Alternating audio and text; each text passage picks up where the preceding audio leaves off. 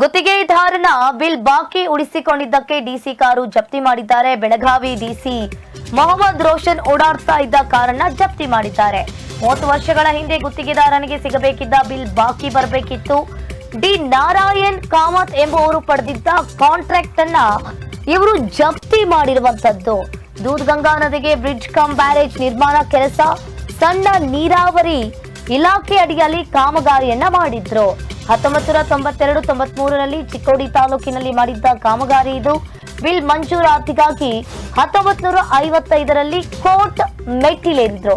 ಇನ್ನು ಗುತ್ತಿಗೆದಾರ ಪರ ವಕೀಲರಿಂದ ಡಿಸಿ ಕಾರನ್ನ ಜಪ್ತಿ ಮಾಡಿದ್ದಾರೆ. ಡಿಸಿ ಕಾರನ್ನ ಇವರು ಜಪ್ತಿ ಮಾಡಿರುವಂತದ್ದು.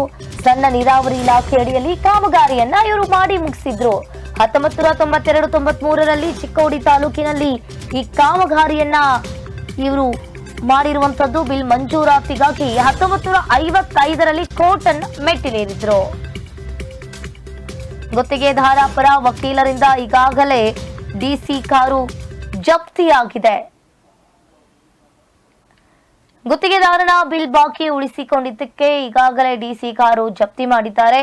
ಬೆಳಗಾವಿ ಡಿಸಿ ಮೊಹಮ್ಮದ್ ರೋಷನ್ ಓಡಾಡ್ತಾ ಇದ್ದ ಕಾರನ್ನ ಜಪ್ತಿ ಮಾಡಿರುವಂತದ್ದು. 30 ವರ್ಷಗಳ ಹಿಂದೆ ಗುತ್ತಿಗೆದಾರನಿಗೆ ಸಿಗಬೇಕಿದ್ದ ಬಿಲ್ ಬಾಕಿ ಹಣ ದಿ ನಾರಾಯಣ್ ಕಾಮತ್ ಎಂಬುವರಿಂದ ಈ ಕಾಂಟ್ರಾಕ್ಟ್ ಅನ್ನ ಪಡೆದುಕೊಂಡಿದ್ರು. ದೂಧಗಂಗಾ ನದಿಗೆ ಈಗಾಗಲೇ ಬ್ರಿಡ್ಜ್ ಕಮ್ ಬ್ಯಾರೇಜ್ ನಿರ್ಮಾಣ ಕೆಲಸ ಕೂಡ ಆಗ್ತಾ ಇದೆ. ಸಣ್ಣ ನೀರಾವರಿ ಇಲಾಖೆ ಅಡಿಯಲ್ಲಿ ಕಾಮಗಾರಿಯನ್ನ ಮಾಡಿದ್ರು. ಹೈಕೋರ್ಟ್ನವ್ರು ಏನಂದ್ರು 50% amount of the total claim plus from 11/8/1995 ಹಿಡ್ಕೊಂಡು ಇವತ್ತಿನವರೆಗೂ ಎಷ್ಟು ಬಡ್ಡಿ ಅದೇ ಅವೆಲ್ಲ ಕೂಡಿಸಿ may be round about 65 lakhs ತುಂಬಬೇಕು. ಅದು 6 ವಾರದಲ್ಲಿ ತುಂಬಬೇಕು ಅಂತ ಕಂಡೀಷನ್ ಹಾಕಿದ್ರು. 6 ವಾರ ಅಂದರೆ 2 ಜೂನ್ ಲಾಸ್ಟ್ ಆಗ್ತಿತ್ತು. 2 ಜೂನ್ 2025 ಅಲ್ಲಿವರೆಗೆ ಅವರು ರೊಕ್ಕ ತುಂಬಿಲ್ಲ.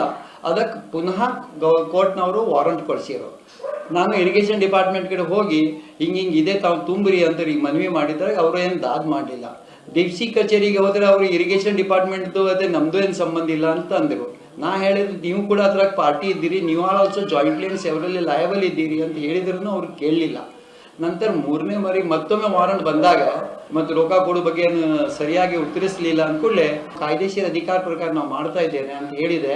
ಆಮೇಲೆ ಬೆಲೀಫ್ ಅವರು ಬಂದು ಅವ್ರು ಕಾರ್ ಜಪ್ತ್ ಮಾಡ್ಕೊಳಕ್ಕೆ ಪಂಚನ ಕರೆಸಿ ಕಾರ್ ಜಪ್ತ್ ಮಾಡಿ ಕಾಯ್ದೆಶೀರ ಪ್ರಕ್ರಿಯೆ ಮುಗಿಸ್ಕೊಂಡು ಕಾರ್ ಜಪ್ತ್ ಮಾಡಿ ಕೋರ್ಟ್ ನ್ಯಾಯಾಲಯದ ಆವರಣದಲ್ಲಿ ನಿಲ್ಲಿಸಲಾಗಿದೆ.